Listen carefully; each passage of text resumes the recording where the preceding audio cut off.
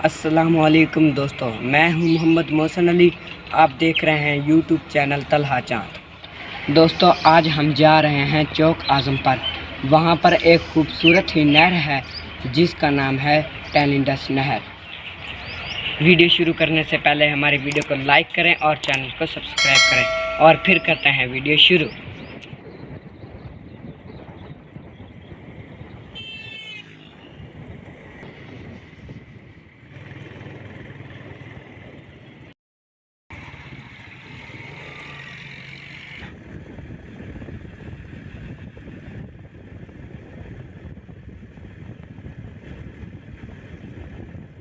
दोस्तों, आपको पता है कि यहाँ पर आवाज़ सही नहीं आ रही क्योंकि साथ ही ट्यूबवेल चल रहा है। नाज़रीन, हम इस वक्त पहुँच चुके हैं अपने दोस्त के घर क्योंकि हमें बहुत प्यास लगी हुई थी। हमने सोचा कि पानी पीते हैं और फिर आगे चलते हैं।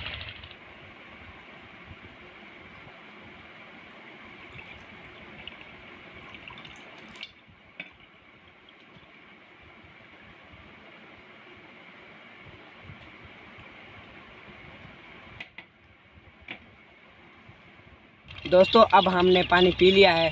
अब हम जा रहे हैं इंडस नहर पर।